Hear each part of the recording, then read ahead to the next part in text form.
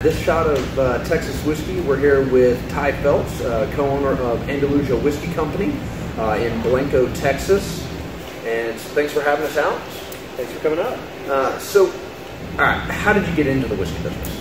I've been a craft brewer by trade most of my life, and so it was an easy transition into distilling, especially malt whiskey. I think we had a good bit of the beginning part of the production part down. Obviously, I had to learn the still and the distillation part of it, but it was definitely a close cousin in the craft beverage world. So why Andalusia? You know, Andalusia is the former name of our ranch here. We saw it on our land deed, and I think when we saw the word, we were kind of sitting around and having a brainstorming session about the name, and it really stuck out to us. My business partner Tommy, his wife, lived in Andalusia in Spain for a couple of years. She says the rolling hills out here kind of remind her of that area.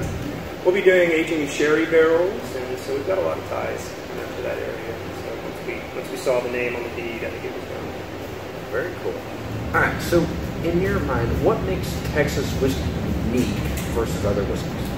I think probably the biggest thing is going to be the aging climate. There's definitely a lot of things like creativity that's going on in Texas, but really I think kind of what binds us together is going to be the warm and widely swinging temperatures that we have here. It's going to make the whiskeys different in the climate and give it its own unique flavor. All right. So what's your go-to whiskey on a Friday night, going out with their, sitting at home, but your Friday night special, what's that go-to whiskey? Gosh, man, I'd say right now I am really digging everything from Westland Distillery up in Seattle. Right now my go-to is the Westland Sherry Wood. It is delicious. All right. So when you're drinking whiskey, do you put music on? If so, what is your music that you sip this whiskey? Yeah, sure. Especially if it's just kind of evening sipping whiskey. I'm a jazz guy. I like to look at jazz. Okay. Favorite jazz artist? God, probably Miles. Okay. All right. And how do you drink your whiskey? A little bit of water. For me, I just don't enjoy the whiskey cold, so I'm not a nice guy, but there's nothing wrong with it, but just a little bit of water. All right.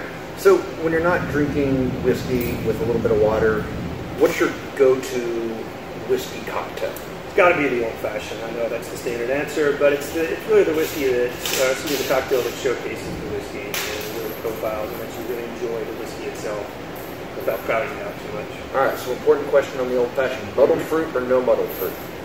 I don't know if it needs to be muddled. The fruit's there, a little bit of syrup with your cherries fine, a little bit of peel, so probably not necessary. I'm not against it, but don't need it. Yeah, I don't need it as well. The traditionalists will say you got to do it, but I'm with you. It's already fruity enough. It is, right? Let the whiskey speak for itself. Okay, so, do you prefer rye or bourbon in your old-fashioned? Gosh, I'd probably say rye. Interesting side note, I spent a long time as a craft brewer thinking I didn't like whiskey, shockingly. And so, but I kindly found out I'm just not a bourbon guy. It's just not my thing. And so I respect it. I know a lot of people love it, but not my thing. So I'd probably go rye. All right, fair enough. All right, so, wait, are y'all going to do a rye? We're not really equipped for it here. Okay. We've got the pumps, the tanks, everything to do grain off distillation. So we're pretty much brewing a beer essentially first, and then distilling liquid versus a mash. Okay, I got you. All right, so for someone just getting started out, they're interested in whiskey, but they have no clue where to start. Where would you have them start? Yeah, great question. I think first I just kind of stick with some major categories and see if any of them really grab you. Like I said, I spent my whole life thinking I didn't like whiskey because I'm just not a bourbon guy. Try a bourbon, try a single malt, try a rye. Then once you kind of think maybe you know what family you might be heading towards, then you can try some different brands, different whiskeys in that category. But obviously kind of see what direction you might want to start out in. And then even in single malts, try something peated and try something totally not peated as well. Good advice. I was the same. I didn't think I liked whiskey. I couldn't something, and all of a sudden one day it just clicked. Found the right one. And here we are. Yeah. All right. So, there's a lot of people. It's a booming industry. They love the idea. So, what advice would you give to a young distiller that's just getting started or that's wanting to learn the business? I'd say two things. One, work for a distillery, even if it's just for a couple days or a week. Most distilleries will let you at least intern, or even if you're only making minimum wage, it'll be worth the time to get out there and see how at least one or maybe more distilleries do it, even if you're making something you'll learn years worth of experience just kind of making something who already has experience. Two, then I encourage new distillers to actually make their whiskey.